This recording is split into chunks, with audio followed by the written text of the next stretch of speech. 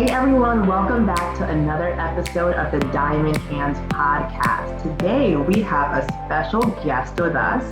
If you've ever been thinking about what the future of your damn med spa is and you need to get out, Ben Hernandez is one of the professionals that you should be speaking with. So he owns and he's a partner at Skytale Group. So Ben has his BBA in finance from Mays Business School at Texas A&M and also an MBA from Cox School of Business at Southern Methodist University. Welcome. Thank you for having me, Leslie. I'm excited to be on today. Yeah, we are too, because ladies, I know most of my listeners, you guys are women, and it's just like, even though you're in business, y'all don't like business, y'all don't like math, you guys don't like this stuff, but you need to get into it. You need to know what this is. You need to start with the end in mind, even if you've only been in business for 3 months. We so often say that, and we didn't talk before this about it, but we oftentimes tell our clients, let's start with the end in mind. Yeah. Close your eyes and paint that painting that you have in your mind. And, you know, our job is typically to bring that to life as best we can. But I think that's such an important piece of be sure that everything you're doing it with that end in mind. That gives you just a really clear roadmap. Yeah, I mean, it really does give a clear roadmap because, you know, we think about, even going to med school, some of the plastic surgeons that may be listening, or even just owning a med spa. It's like with that, you had your end in mind when you were going through all of that work. Even us with school, you have your end in mind. And so it's like everything you're doing, all that work you're doing is for this goal. And in one of my talks that I do, it's like, it's like I always say, without a vision, the people perish. It's so cliche, but it's true.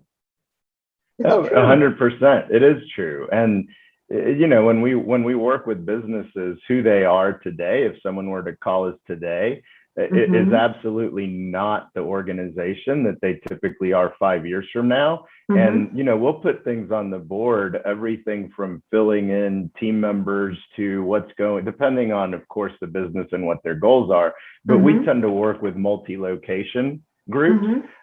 So in that, maybe they have 2 locations and in 5 years, they're going to have 10. That's a drastically different looking business than it is today. You're going to need leadership roles at that point, maybe a C-suite, at least directors. Maybe you're already centralizing certain functions. These are things that you're probably not needing to do today, but you should absolutely start thinking about it and start behaving as if you're already there, because it's so much easier to plan than it is to have to undo things due to lack of planning. So yeah, I agree with everything you said. Yeah, and it's like something that I recommend to, my med spa clients all the time, and y'all know this, but it's like a corny little book, but it's good. It's called The E-Myth by Michael Gerber, and he talks about a lot of that stuff. Like, you have to operate, even if it's only you, it's like know the different roles that are possibly going to be in your organization. And for now, you're going to have to do all of them. But as time goes on, you can offload those responsibilities as you grow. Yes, 100%. We oftentimes put an org chart together. And as you just said, maybe today you're the janitor, you're the CEO, you're the front desk. Maybe you're everything today. That's okay. Put yourself down there. As you start to grow, though, what we start letting our clients know, because oftentimes it becomes a discussion of what's it going to do to profitability. And what we like to say is, all those things that you're doing today, when you're the janitor, whatever that may be, that's how much you're paying yourself for that when you're doing that. Is that the most impactful use of your time for your business? Or are you over time doing it a disservice?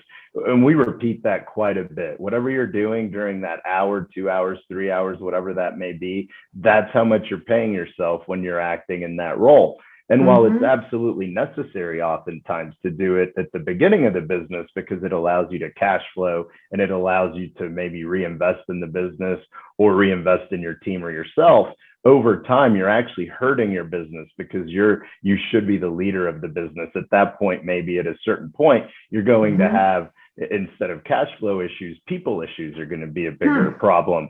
Centralization issues are going to be a bigger problem. Leadership issues are going to be a bigger problem. And that's really where your time ought to be dedicated. So it's just a really neat, kind of fluidity as you go along the business life cycle.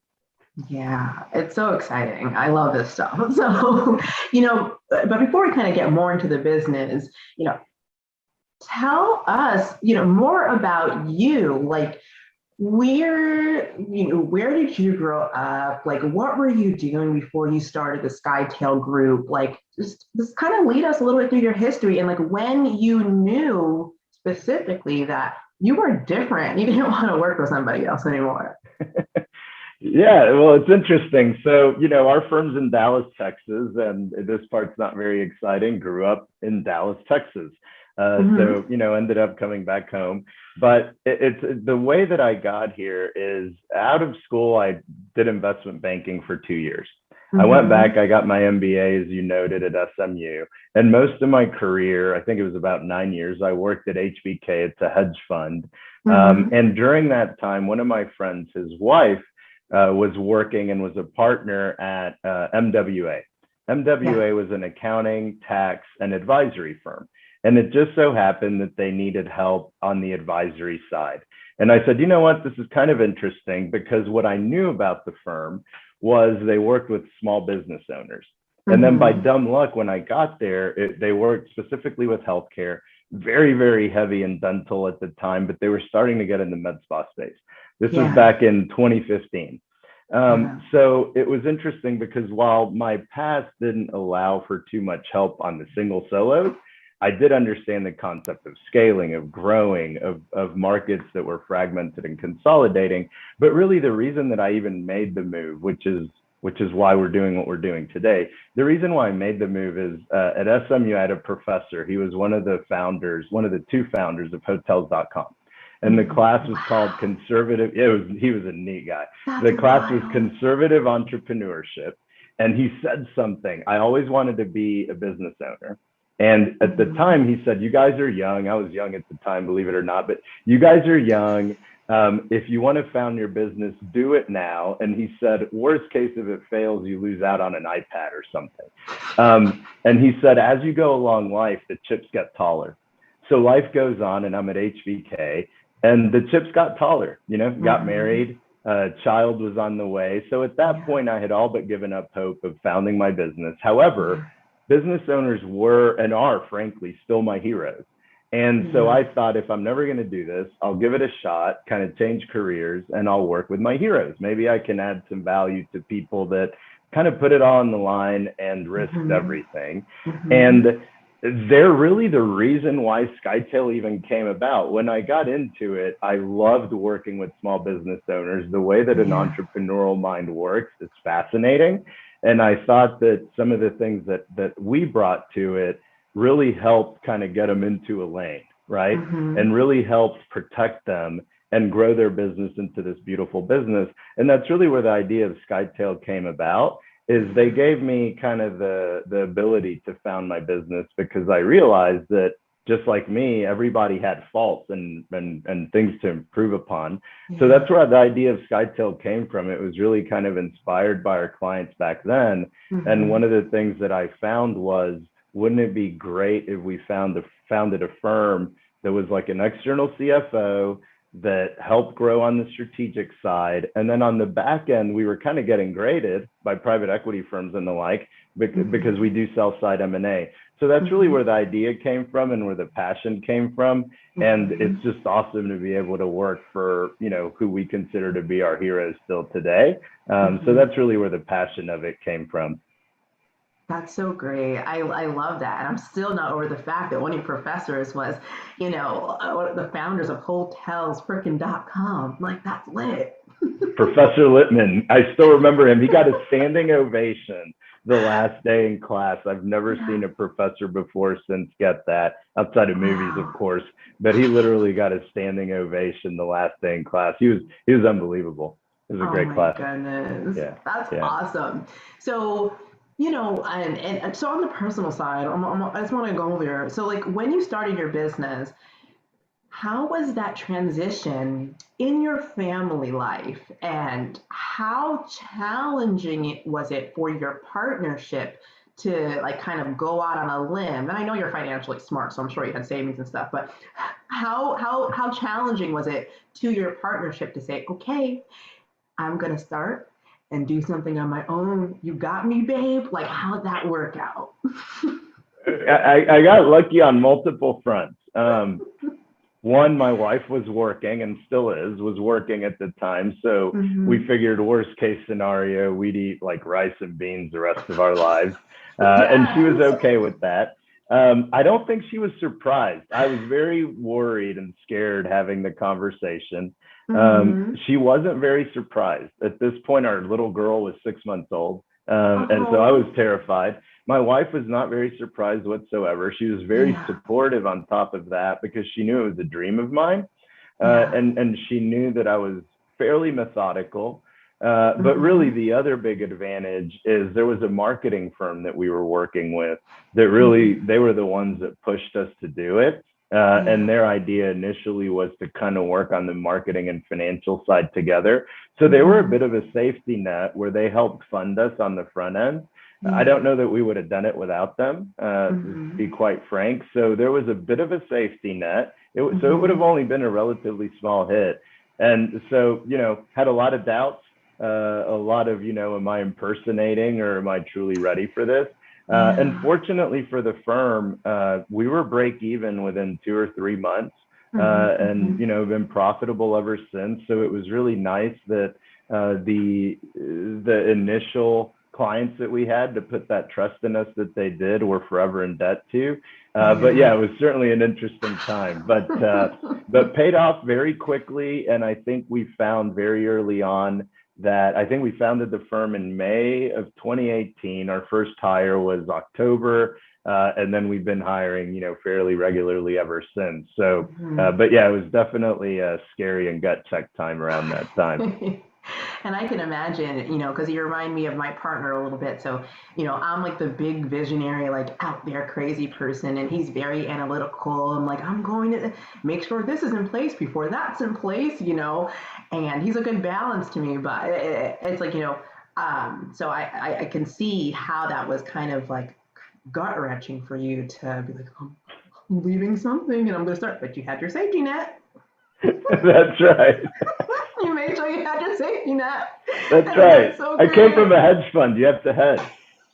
Exactly. You're like, so if this doesn't work out, all right, okay, got it. kind Yeah, of like I kind of think like an I have options on a contract. spreadsheet still how much we would have lost home income wise if everything went south quickly. Oh my God, that's so great. And something that you mentioned to me, I kind of want to dig into a little bit deeper. You talked about imposter syndrome, and it's nice because you talk about your heroes, but you are a hero too now because you are an entrepreneur.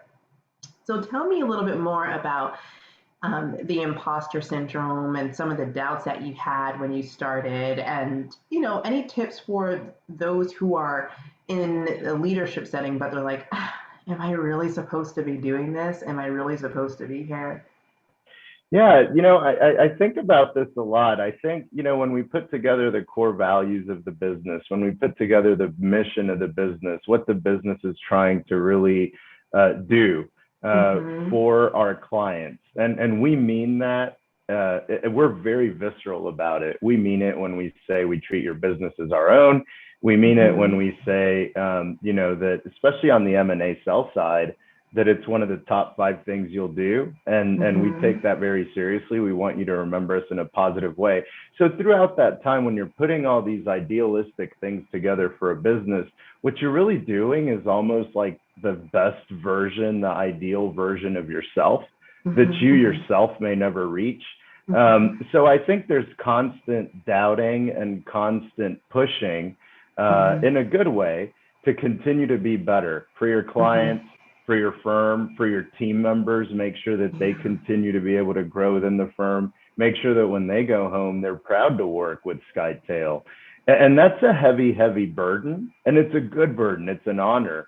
But at the same time, I think you have to be realistic and continually improve. And I think when you open yourself up to that, you're going to naturally have that.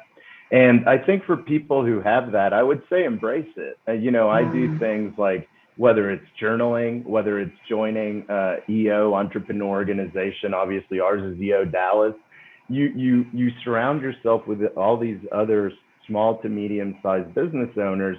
They're experiencing the exact same thing. Yeah. So it allows you to really embrace some of these things that you're doing. And if you treat it correctly, then it really allows for self-improvement, continuous self-improvement, being able to embrace being a student instead of feeling like you're the professor and know all the answers, which I think is always going to be a positive for your firm, for your team, even for your personal life. So, that's really what I mean is, we always try to be sure that we are the very best firm at what we do for our clients, and that everything we say on that sales call or on the introduction or even on this podcast here, that when our clients leave, they say they did that and then some. And that's a big responsibility.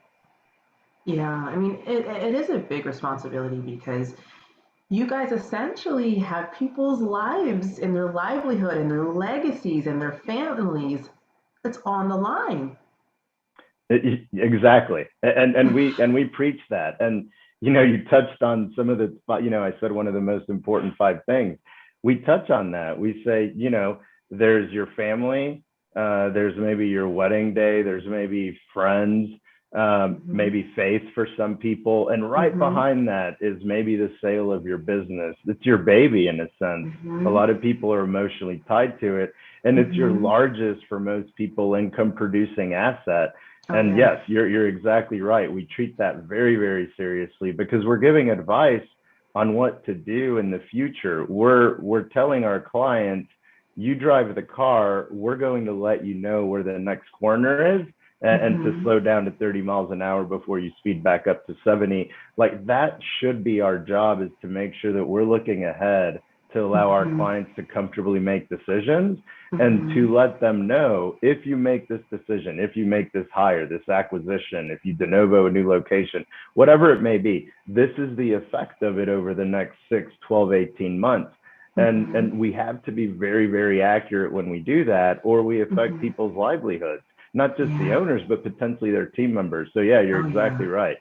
Yeah, 100%. And something that I talk about, because I'm not, I don't do what you guys do. You know what I do, it's different, but we do touch upon these things because I'm big on connecting my people with professionals who are actually going to see it from beginning to end. I can talk about it and they could be like, oh, a light bulb just went off in my head. But I'm like, but baby, I'm not gonna be here till the end. So here, talk to this person. So the thing is like, I know. So we can talk about some differentiation here. I know that there's a different type of structures and interests for let's call it aesthetic practitioners that are in their business and they want to get out. You have your single shingle. You and I talked about that a little bit. We have our single shingle, and their best bet is getting someone who's going to be a junior and train them up, and maybe they're going to take leadership over time and then buy it. Then you have the other part you specialize in, like the mergers and acquisitions. So okay, we're gonna kind of connect with all these other entities, so we get like bigger in mass, and then someone can buy us.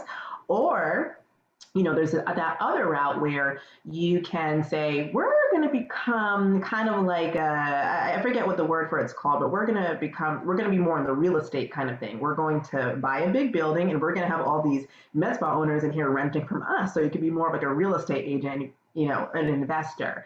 So when you're with a newer business owner, whether it's a plastic surgeon or it's a med spa owner,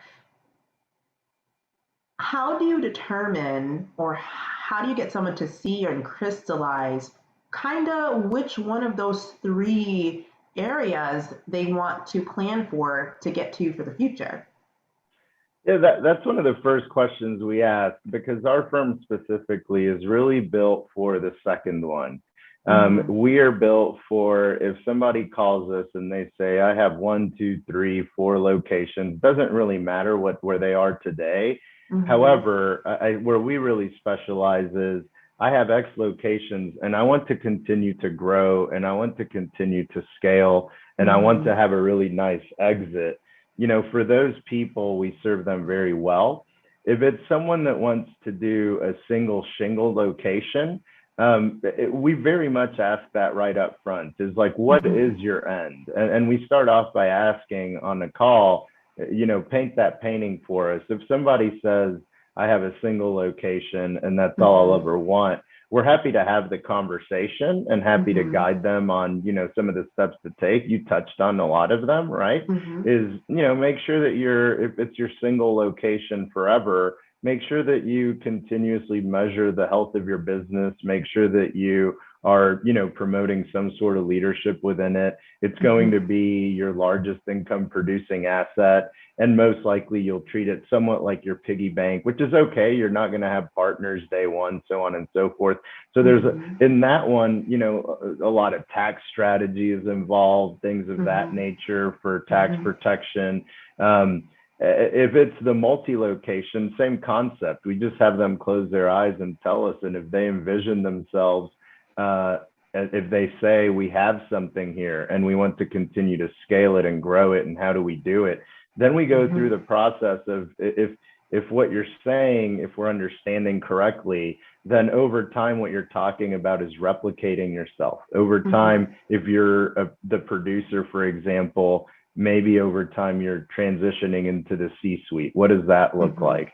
Mm-hmm. Over time, you're going to allow the beautiful thing, the thing I love about scaling is you'll allow for your team members to grow as well instead of the Mm-hmm. singles where your team members are pretty much going to stay within that. When you Mm-hmm. grow to a multi-location and you put up an MSO management company and you Mm-hmm. build out the Mm-hmm. C-suite team, there are going to be people that are going to thrive and maybe go from the location to the management company.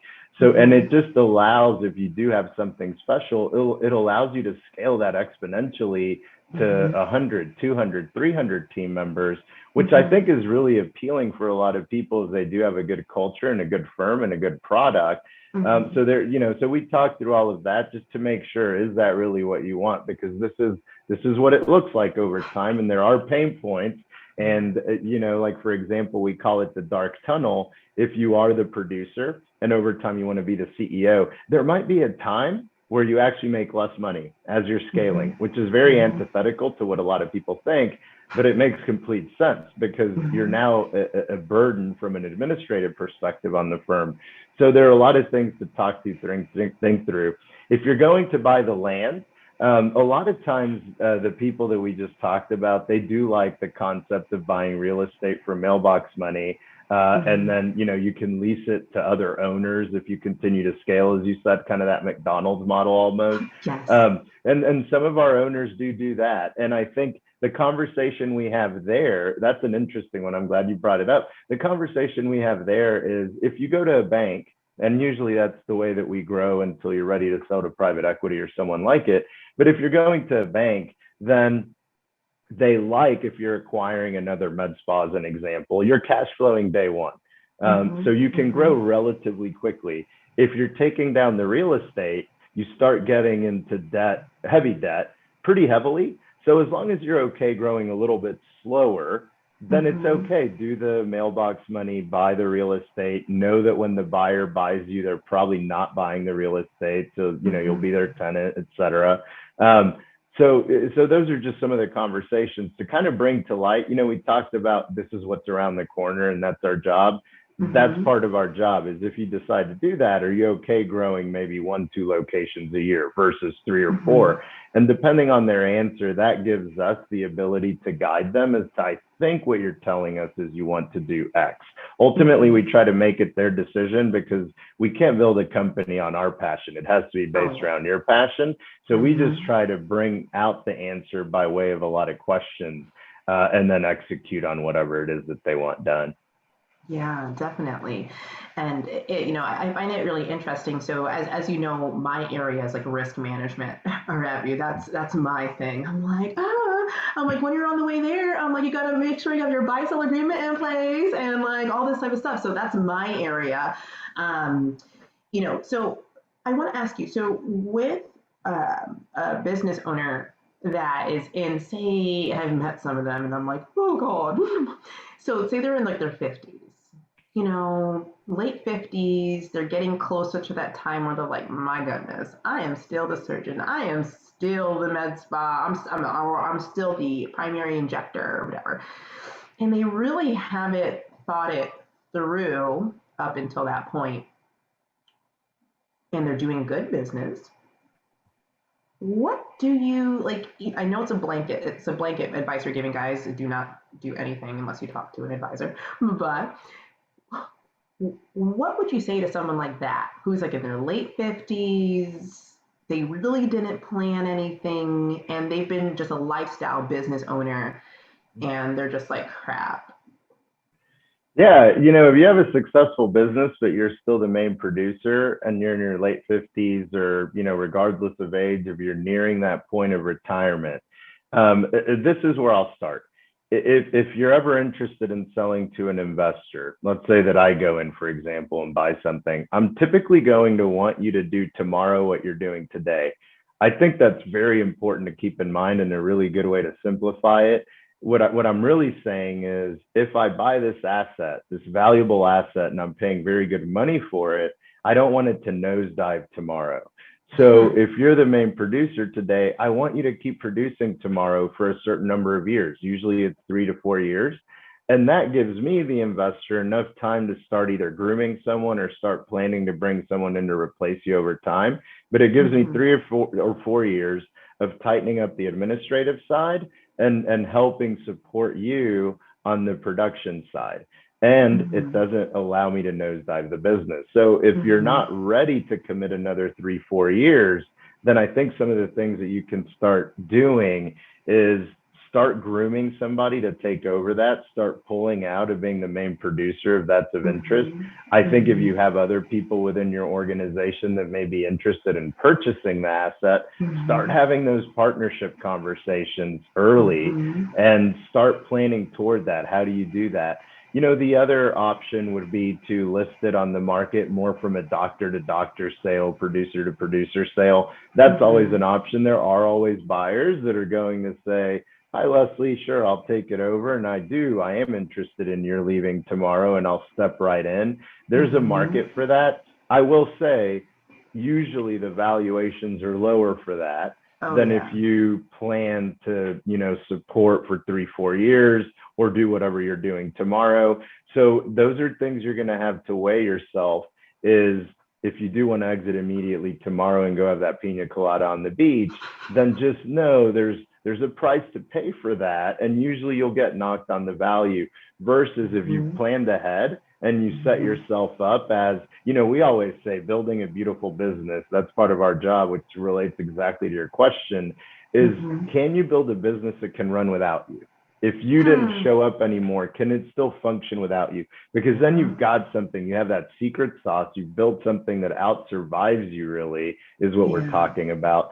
So our clients that are able to do that, to pull themselves out of the business and maybe be an executive, but not truly 100% needed post-close or maybe a few years post-close, those are the really worthy businesses from an investor mindset of you have a secret sauce, and you wrote down the recipe and I just simply have to follow it. Yeah. And I think what you said there, that last piece, writing down the recipe. And I see on your website, you have your standard operating procedures, your SOPs, and, that is a big issue, even when it comes, business succession planning, estate planning. If you don't write it down and have it down legally, like what are you doing? There are so many business owners that, you guys, you have your plan in your head, but you haven't done anything to tell your family about it, your stakeholders about it, and it's just in your head, and that's freaking useless. 100%. Yes, exactly. Yeah, if it's in your head, you haven't built that beautiful business that can out survive you, right? And actually, it's funny you mentioned that. Beyond SOPs, we talk about that a lot whenever certain clients of ours are talking about, XYZ isn't doing this, our very first question is actually, does XYZ know what in your mind defines success in their role? Well, yes. Okay. How do they know? So to us, that's like question one, is in order for your business, and business is ultimately made up of a bunch of people in our subsector. If you want a successful business, everyone has to know, this is how Leslie values me as a team member of the organization. So are you the one blocking and tackling? If so, somebody has to tell you, this is how I define success for your role. And if we all know that, then we're all very, very clear on what ultimately success is and is not in my specific role. And if everybody knows that, then everyone can row in unison. So yeah, you're exactly right. It does no good if in your head a certain person is succeeding or failing. If they don't know, then there's nothing really that you've done to cause that success or failure. So really, we like to make sure you get what you measure, right? Is really what we like to say. And I think everybody has to know exactly what their role within the team is. And in order to do that, to your point, you have to get it out of your head, and you have to get it out on paper, and you have to over communicate with the team. Yeah, over communicating. And I have to say, I've been guilty sometimes of, even in my own business, of not communicating enough. And then I get a little touchy, like, oh my God. Like, but then I'm like, oh, but then I'm going to take responsibility. But I'm like, oh, I didn't tell you exactly how to do it. My bad. And so I always say, any problem that you have in your business, it, it can turn into a standard operating procedure. Any problem you have in your business. Because then it's like, okay, let's do something so when this comes up again, we know exactly how to handle it. 100%. Yeah. You know, we like to say if we ever get the same question twice, you know, we write it down somewhere in our little internal wiki page, if you want to call it that. Yeah. And I think, you know, and then sometimes some of those things turn into bigger things. But yeah, if you get something asked twice or three times, especially, it's probably time to jot it down, because it's something that's going to continually be asked, and people need to be able to know without asking you specifically. Yeah, exactly. And that's, why it's so important to, and I know you talked about it before, like, you can't be married to your business, and you also sometimes can't be married to the people, because you just have to create roles. And what is this role producing? Yeah, you like the person and everything like that, but people come and they go, and so it's like, what is success for this role? So then if someone else comes behind it, they could do the exact same thing. Exactly. Exactly. You know, we like to say that you're right. You can't be married, and you know, the word marriage insinuates family, which it's funny because in our firm we like to say we're not a family, we're a professional sports team. That's how we like to think of ourselves, and what that Nice. really means, because family is unconditional love. So it would be ingenuine for us to say that, because we're trying to build a firm that's built with highly motivated people that follow our core values, et cetera, with our clients in mind.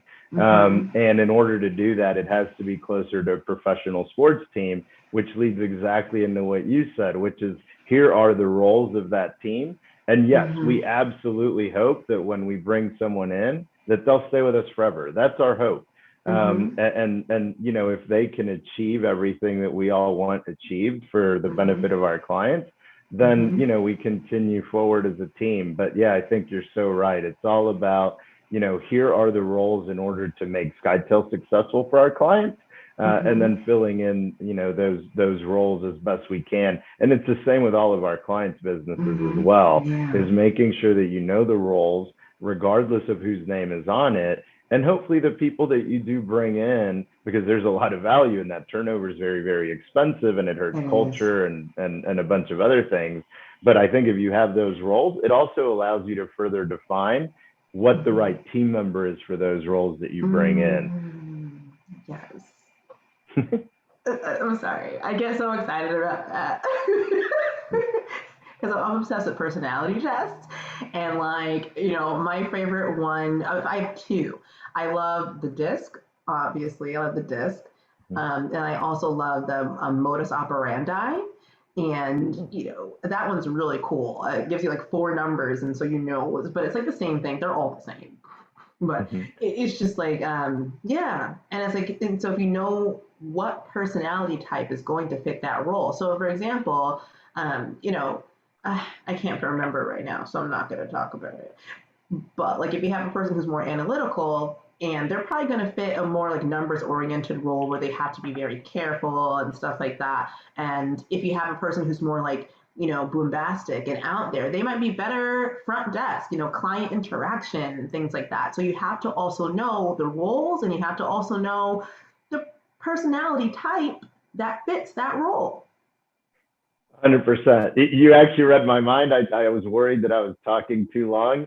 The next thing I No. was going to say is you can even put a personality on each of those roles. We like Yeah. culture index, and you're so absolutely right. For us, for example, the person that we need for an analyst is very, very different for someone that we would need for business development.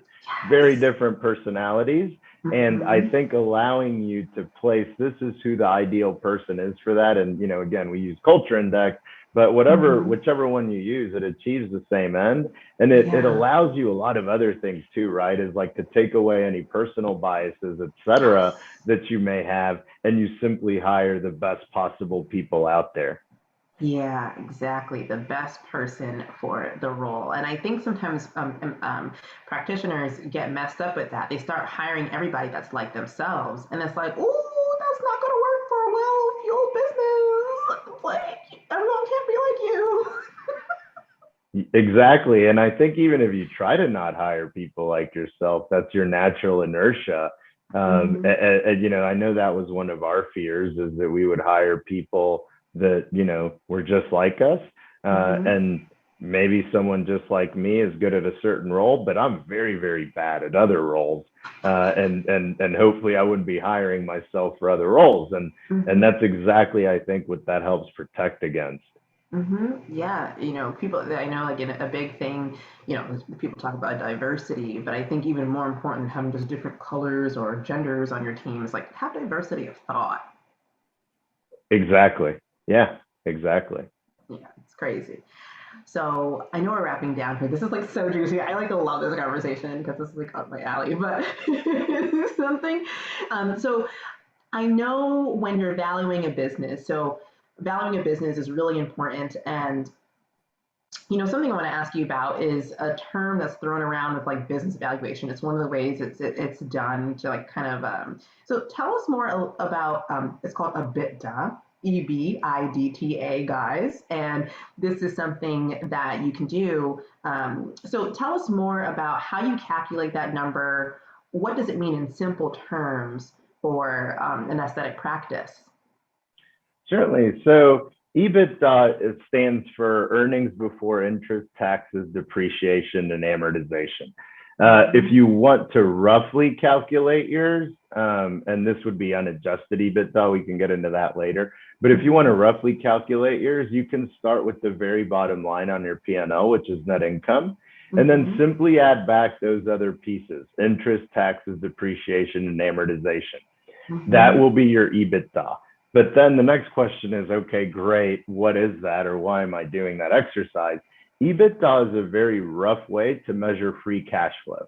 So if you Mm-hmm. think about the things that you're adding back things like accounting decisions, right? Like when you're Mm-hmm. talking about depreciation and amortization, you Mm-hmm. can do 5 years, you can depreciate it all Yep. today. That's simply an accounting decision. That's not Mm-hmm. really truly operating activity or free cash Exactly. flow. So once you have your free cash flow, essentially what they're trying to do, the buyers, is they're trying to one, figure out your free cash flow. And then you put a Mm-hmm. multiple on is what it's called. So let's say your Mm-hmm. EBITDA where let's just pretend that you're a med spa doing 1.5 million in revenues and your EBITDA, let's say, is 500,000. So you're doing Mm-hmm. 33%, profitability there. When Mm-hmm. they get to that $500,000 number, then you get to the multiple. And what the multiple really is supposed to stand for is the riskiness of cash flows and future cash flows. And Mm-hmm. maybe for 500,000, maybe it's a 5 times multiple. So they're going to say your business is valued at 2.5 million. That's really why EBITDA is so important. you can then get into unadjusted EBITDA and things of that nature. And really what that is if you're running a lot of personal expenses in your business, then those would be things that you add back as well. Like if you're running your car through your business, that's not true operating performance. If I bought your business, that wouldn't be part of that. So I would simply add that back, meaning you'd get credit for that. But that's really, what we talk about and mean, and why we give EBITDA such an importance is it's pretty much one of the primary ways. There are a lot of other ways, but it's one of the primary ways of how a business is valued. And, the other side being the multiple that we mentioned, it goes up as you reduce risk or as you improve the potential for future cash flows. So that's why, we talked about a lot of our clients wanting to do multi-locations. If you have 4 million EBITDA, you might be looking at a 10 times multiple as compared to the 500,000 we talked about, that 5 times multiple. So you can see that as you start growing in EBITDA, the multiple typically starts growing, not simply because it's more EBITDA, but really what should stand behind that number is probably a more sophisticated business with leadership, with a proven model and concept, and that secret sauce we talked about. So the theory is I, as an investor, have now reduced my risk as compared to the $500,000 one. And I can read your recipe card and continue to rinse and repeat, but because you've already been doing that. But that's roughly why we place such an importance on EBITDA. It's so cool. But listen, so if someone's going to work with your firm, tell us about the steps of how they contact you, what the steps are, who's your ideal. Kind of walk us through that process so our listeners know, when should I get in touch with the Skytale group? Sure, certainly, thanks. So our typical client avatar is going to be a med spa that is wanting to grow and scale. So typically we do best with those that either have an MSO, want to put together an MSO for purposes of actually scaling and growing. That really takes advantage of everything that we do. One, from the outsourced CFO perspective, but then we run into a lot of discussions around legal structure, around partnerships, around, bonusing team members, centralization, which we've talked about, building out the C-suite, building out the SOPs, making sure everyone knows what they're responsible for. So our model is really built for that type of organization that's wanting to grow scale. And then this part's not necessary whatsoever, but typically people are doing that to have an exit. So, the other part of our business is, of course, M&A. And for that, it's anyone who's interested in exiting, that's interested in exiting to a private equity group. So we probably wouldn't excel in a, for example, physician to physician sale. That's not, our strong suit. We focus specifically on, provider-owned groups typically that are wanting to sell to private equity or family offices. So, the big investors that are wanting to grow and scale, we're always in contact with them, and we know that they're very, very interested in the space. So that's typically what our client avatar is, where we excel. And the way to get in touch with us, my number is 214-796-8190. And another way would be, a good email is info@skytalegroup.com, SKYTALE group.com. But either of those ways, we're always happy to have a chat and, help out however we can. That's so awesome. And guys, as you know that I always do, I'm actually going to link on their website and all of those things inside the show notes so you can, you could look into them. But Ben, oh my God, this has been a nice little geeked out finance conversation for me, and I appreciate it. I really enjoyed it. You did a great job taking us down all sorts of avenues. Thank you so much, Leslie. Really enjoyed the time. You're welcome. We'll talk soon, okay? All righty. Looking forward to it. Take care. You too.